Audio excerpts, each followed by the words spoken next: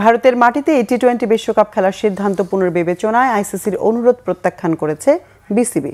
দুপুরে ভিডিও কনফারেন্সে নিরাপত্তা শঙ্কার কারণে বাংলাদেশের ম্যাচগুলো শ্রীলঙ্কা আয়োজনের আবেদনটি গুরুত্বের সাথে বিবেচনার অনুরোধ জানান বিসিবি সভাপতি আমিরুল ইসলাম বুলবুল। গ্রুপ পরিবর্তন করেই বিসিবির অনুরোধ রাখতে পারে আইসিসি, যদিও আইসিসির সাথে এখনও আলোচনা চলছে, তাই এই মুহূর্তে মিডিয়ায় কথা বলা ঠিক না বলেন বোর্ডের সহসভাপতি ফারুক আহমেদ। মানিক মাহমুদের রিপোর্ট। ভারতে উগ্রবাদী হিন্দুদের হুমকির মুখে মুস্তাফিজকে আইপিএল থেকে বাদ দেওয়ার পরে টি-20 বিশ্বকাপে বাংলাদেশ দলের ক্রিকেটার সমর্থকদের নিরাপত্তার প্রশ্নে ভারতের মাটিতে বিশ্বকাপের ম্যাচগুলো না খেলার সিদ্ধান্ত নেয় সরকার ও বিসিবি। আইসিসির কাছে ভেন্যু পরিবর্তনের আবেদন জানায় বোর্ড। আগামী ফেব্রুয়ারিতে ভারত ও শ্রীলঙ্কায় হবে টি-20 বিশ্বকাপ। গ্রুপ পর্বের সূচিতে বাংলাদেশের ম্যাচগুলো আছে ভারতের ভেন্যুতে।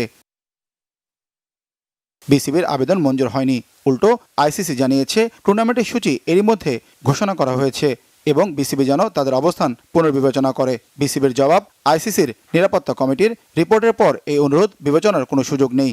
আইসিসির সাথে বিসিবির ভিডিও কনফারেন্সে দুপক্ষ একমত হয় সম্ভাব্য সমাধান বের করার লক্ষ্যে আলোচনা চলবে।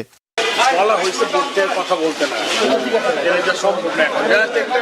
এটা সবার বুঝতে হবে কি একটা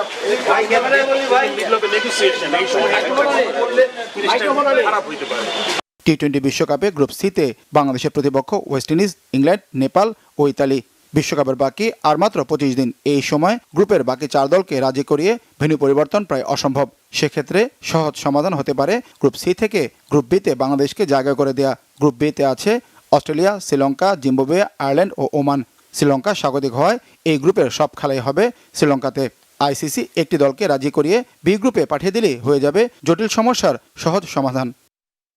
মানিক মাহমুদ, বাংলা ভিশন, ঢাকা।